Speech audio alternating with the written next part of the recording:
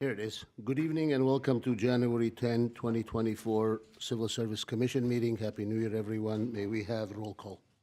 Yes, Commissioner Hatamian, Here? Commissioner McGrabian, Here. Commissioner Reen, Here. Chair Gazarian, Here. and for the record, Commissioner Hartunian is not present. Thank you. Next item, please. Minutes, consideration for the minutes of the October 11, 2023 and November 8, 2023 meetings. Thank you. Is there a motion to approve? Do we have a quorum on this? We do, but we perhaps want to take them separately because we have different members of the committee who were present at each. Very well. We could take the first one maybe first, October 11th. Is there a motion to approve the October 11 minutes? I'll make a motion to approve. I will second. Thank you. May we have roll call? Commissioner Hatamian, Yes. Commissioner McGrabian, Yes. Commissioner Reen, Abstain. Chair Gazarian. Yes. Thank you. Is there a motion for approval of the November 8, 2023 minutes? Move that those minutes be approved. I'll second. Thank you. Roll call? Commissioner Hatamian, Yes. Commissioner McGrabian, Abstain? Commissioner Reen, Yes. Chair Gazarian. Yes. Thank you. Next item, please. Oral communications, I do not have any cards, and we do not have any calls. Thank you. With that, next item, please. Recruitment and examination report. Thank you. Yes, Mr. Chair and members of the commission, this is the regular recruitment and examination status report, which represents the current recruitments in process and that our team is currently working on. You'll notice that our team has 74 recruitments open, and you'll notice the division of work amongst the team. And the recruitments are in various stages of the examination and selection process. And this report reflects those stages. If the commission has any questions, I'd be happy to answer them. Otherwise, this is a note and file item. Any questions? No questions. Hearing none. Next item, please. Thank you, Ms. Adams. Eligible lists established. Ms. Adams? Yes, Mr. Chair and members of the commission, the subject before the commission is the regular report that includes all of the eligible lists that were recently established since our last meeting in November. This report includes the total number of applications, the number of individuals that advanced through the various stages of our examination process. And since our last meeting, we have had a total of 30 lists established. 10 were open to the public, 15 were given on a promotional basis, and 5 were given on an open and promotional basis. This is a note and file item. However, if the commission has any questions, I'd be happy to answer them. Any questions? No. Hearing none. Thank you, Ms. Adams. Next item, if it's the sixth item, I'd like us to defer that item until Commissioner Hartunian Yes. joins us so that we have the full commission. So let's go on to the next item. Okay. Item number 7, job bulletin for approval, Deputy Fire Chief for Verdugo Fire Communications. Thank you, Ms. Adams. Yes, Mr. Chair and members of the commission, we are present today to request your endorsement for the job bulletin of Deputy Fire Chief Verdugo Fire Communications.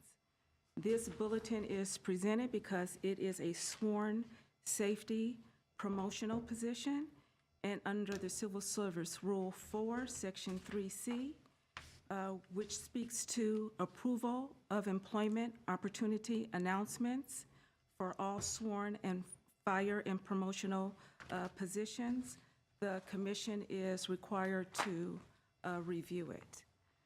Secondly, the fire department has modified the minimum requirements to attract a larger candidate pool from the public. And as the commission is aware, employment opportunities which modify the minimum requirements from the class specification require the approval of the commission. This item was scheduled for the December 2023 meeting. However, due to the meeting's cancellation, Chair Gazarian administratively approved this item to be posted with the caveat that the full commission review the item formally at this meeting. In addition to service for the city of Glendale, the Verdugo Communications Center serves 13 other agencies and is jointly overseen and managed by the cities of Burbank, Glendale, and Pasadena, and is considered a regional dispatch center. Today, the center is managed by a fire battalion chief. The Tri-City Fire Chiefs have reviewed the structure and have collectively determined that it would be best to have a deputy fire chief oversee the center, who will report to the Glendale Fire Chief.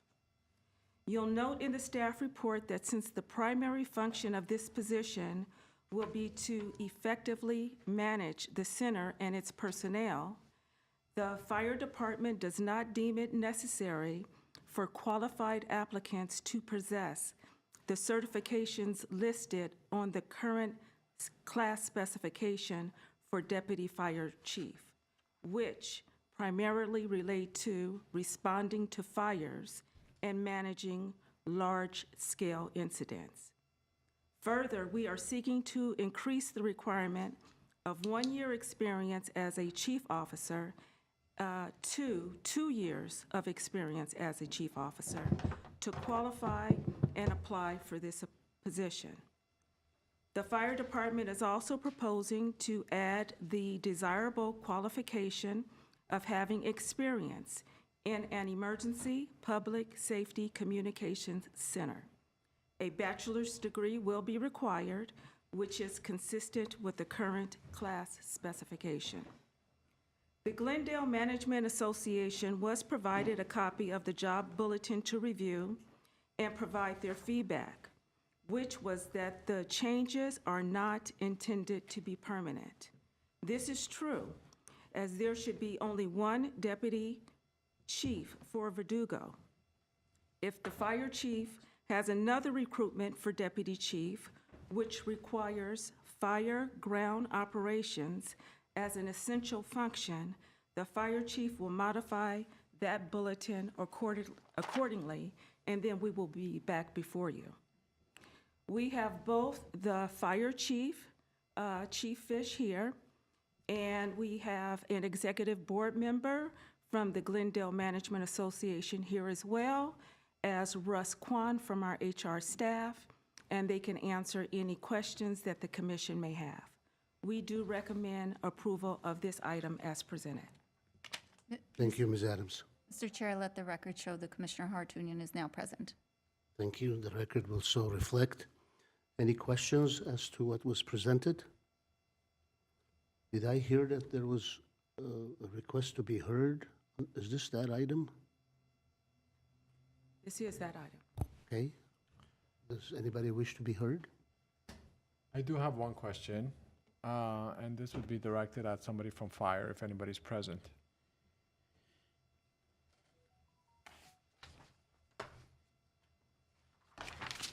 How are you, sir? Thank you for being here. Thank you. So it seems like this position is primarily going to be doing administrative functions, right? That's correct. Okay. And in large fires, do your chiefs particularly or under any circumstance have to report for duty and address large fires that happen, whether it's in the state, out of state? Because I understand that's the primary rationale that's kind of used to try to lessen the minimum requirements, and that this individual will be doing primarily administrative functions. But in those circumstances, will this individual have to also report for duty? So the individual that we're talking about, or the position that we're talking about up in Verdugo as a deputy chief would be not required to come in and be part of the command structure of a large-scale incident or even a small-scale incident. That person's job is to run Verdugo. And so the duties that are required to run Verdugo are completely different than a deputy chief in fire operations or the one that oversees the training department or division. So completely different animals. And it's mostly, like you said, mostly administrative. I mean, it's 99% administrative, just making sure that the center functions correctly, making sure that the team has got good morale up there and all the other, the functions of the daily center running. So yeah, there would be no requirement for, not only is there not a requirement, there'd be no expectation that individual would have to come in and go to a fire outside of our city, inside of the city. It would be mostly control what's in Verdugo. Got it. Thank you for sharing that. And so would this be the appropriate classification, or are there any other administrative classifications that would be more appropriate for this position? Great question. So what you have is, within the rank structure of the fire department, you have the fire chief, you have the, what's called an assistant chief, which we haven't filled right now, but there's a spec. It hasn't been filled since, I want to say about maybe 22 years ago, I think is when we last filled that. And then under that would be a deputy chief. So a deputy chief would be the highest ranking chief officer that would come under that we currently have filled. So there's a deputy chief in fire, but that oversees operations and training. This deputy chief would be like a number 2. So in this particular case, would have the highest ranking authority under the fire chief. Did that answer your question, or am I trying to? It does. You're Confuse you. more inclined towards having, I would say, fire personnel than administrative folks running the center, right? Right, no, Because so- of your rank structure. Yeah, there's no fire people inside the Verdugo. It's all run by, it's a civilian center. Got it. So there's no rank and file from the fire department in that particular center. However, to not have the experience of being in the fire service, going up through the ranks and being able to determine what the appropriate resources are, being able to interact with the different committees. There's an operations committee and there's an executive committee. This individual really has to have that higher level administrative skill to be able to, well, it's commensurate with the job. I mean, it's a battalion chief does not enter into the level of what that job was doing when we promoted it originally to deputy chief. So this happened in 2017. I came before this board, or before this commission, and I asked for an upgrade from battalion chief to deputy chief. And then during the COVID crisis, I think there was, I don't know what happened, I wasn't here, but during that time it was downgraded back to a battalion chief. And so it was downgraded to a battalion chief. It was never a battalion chief before. And so when I came back in November, one of the first items of business that I had with the other 2 chiefs from Pasadena and Burbank were, hey, we'd like to get that deputy chief back in place. We believe that there's been a lot of things that we've missed as a result of not having a deputy chief in Verdugo. Very good. Thank you so much for your thorough explanation. My pleasure. Yes. Question.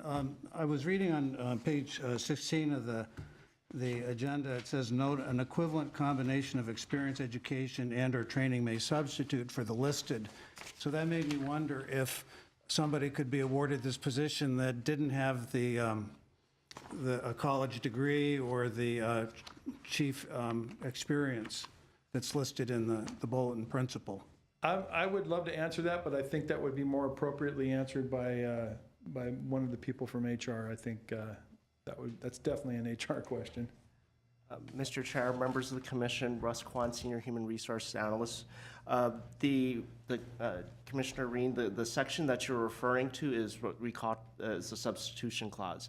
So that substitution clause is only invoked based on the applicant pool, meaning the types of qualified candidates that we have in the applicant pool, as well as at the discretion of our Chief Human Resources Officer. So it's on a case-by-case basis. It's not invoked universally, and it is at the discretion of our department head as well. So after we see what the candidate pool looks like, only as a last resort would I ever allow the team to use the substitution clause, and we would have gone through the qualified applicants, talked to the department, made a decision to keep the bulletin open for a longer period of time, or we would decide, well, it's been open over a month already, this is about as good as we're going to get. Should we invoke the substitution clause or not? So it would be a matter of discussion, but that's a last resort situation. Thank you. Any other questions? I do have one or two questions. So I think I don't have enough information to know how the Verdugo, how this, what is it called? The Verdugo Fire Communications Center? Thank you. How the center operates. So if my question makes that ignorance underscored, I apologize. So as I understand it, you just mentioned that there are only civilians and no firefighter personnel at this facility, correct? With the exception of the battalion chief that runs it currently. Okay, Yes. thank you. That answers my one question.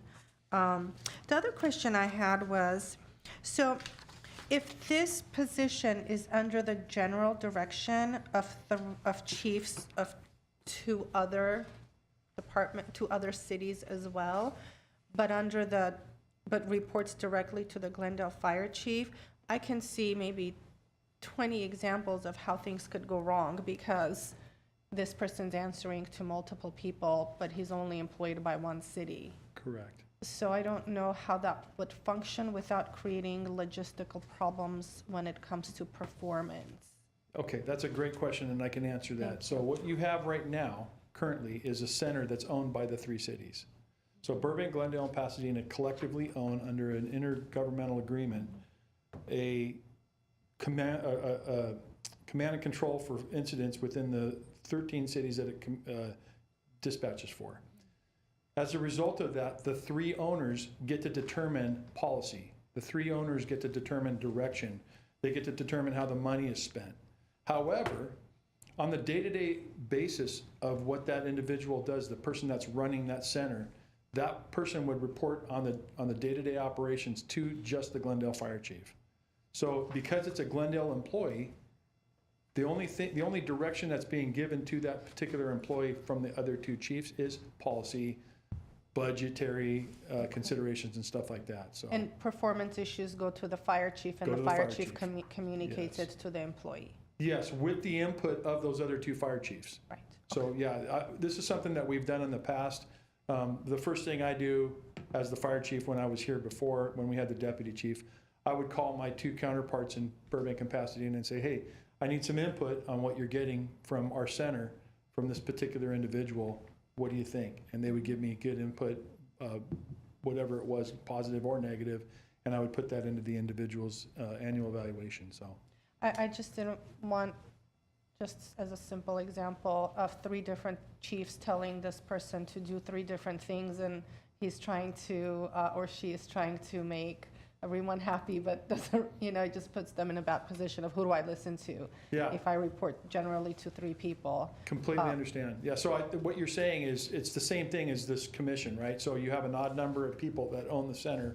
If two people say, we're gonna do X, then X is what we do. The odd person out that didn't vote on X, it still gets done anyway. Okay. And it could be me, that I could be the person that's not happy with the decision, but the decision is what it is, and you gotta go with the majority in that particular case, so. Thank you so much. My pleasure. Any other questions? Do we need a vote on this? Yes? Is there a motion? I'll make a motion to approve. Any seconds? I'll second. Thank you. Roll call. Commissioner Tamian, Yes. Commissioner Hartunian, Yes. Commissioner McGrabian, Yes. Commissioner Reen, Yes.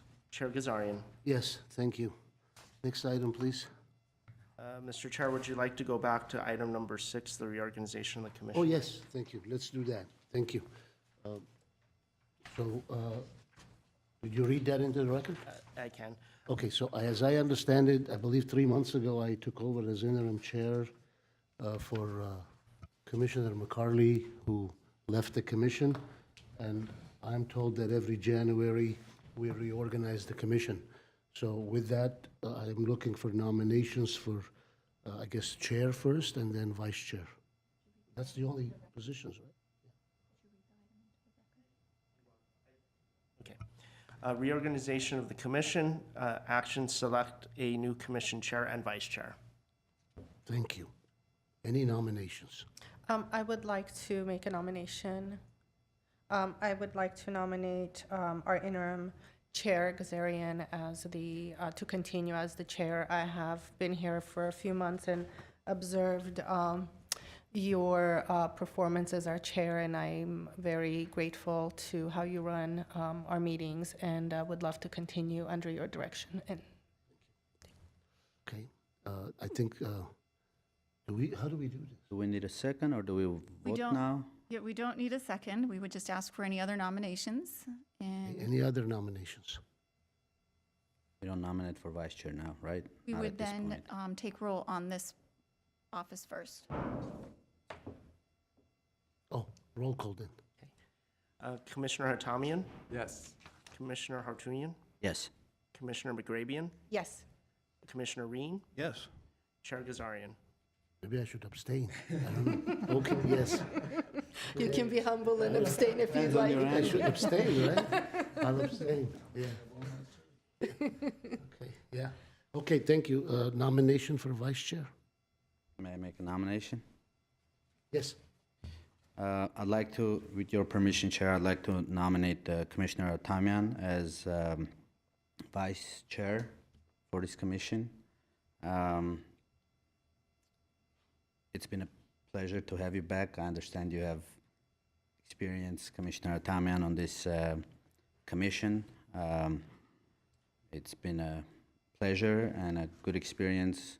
Personally, I've been learning a lot from you, and I would like to nominate you as the vice chair for this commission. Thank you. Any other nominations? Hearing none, I'm closing the nominations. Roll call, please. Commissioner Hatamian, I'll abstain. Commissioner Hartunian, Yes. Commissioner McGrabian, Yes. Commissioner Reen, Yes. Chair Gazarian. Yes, wholeheartedly. Thank you. Thank you very much. Next item, please. Reports and information, employee job performance evaluations, past due aging report. Thank you, Ms. Adams. Yes, Mr. Chair and members of the commission, before you is an informational report on performance evaluation and the return status for the City of Glendale's employees. As you can see, the response rate continues to be very good. At the time of the agenda's posting, there were no evaluations on the second notice list. If the commission has any questions, I'd be happy to answer them. Otherwise, this is a note and file item. Any questions? No. Hearing none. Thank you, Ms. Adams. Next item, please. Civil Service Commission staff comments. Thank you. Any comments? No comments from me. No comments? I just want to wish everyone Happy New Year. Welcome back to this commission. I want to apologize for my tardiness, and I haven't had a chance to welcome Commissioner Reen to this commission, so I want to use this opportunity to do that too. But hope everyone has a great 2024. Thank you very much. Thank you. Thank you. I don't know when's the last time I have had 5 commissioners, including myself, here. Seems like it's been a long time coming. The House is not just full, but it's complete. I want to thank you for the nomination for me to continue to serve as chair. I want to echo Commissioner Hartunian's nomination of our vice chair. It's surreal because it's now been over a decade when I came onto this commission to fill the vacant seat of Commissioner Hatamian, who left, who had become a new parent and wanted to be a hands-on parent. And it's very, I felt terrible, I have to say. When I came and I was thinking like, what am I doing? What is going on? I knew nothing about this process at all. And I'm just very happy that it has come full circle and you and I are serving together for the time being and for the foreseeable future. Thank you very much. Thank you, everyone. Happy New Year as well. I echo those sentiments for everyone on the commission and staff. Thank you. Next item? Oh, Close. next item. Closed session, public employee discipline, housing technician. So no matter how many years I've been here, I always get confused when it comes to this. We report out, and then we don't report out. So this, we are now going into closed session. We're going to ask our cameras to turn off. We're going to ask everyone to leave who has nothing to do with this particular item. We will not be reporting out on this because there's quite a bit that you'll have to do today. So I think at this point, we're going to ask Nate to come up and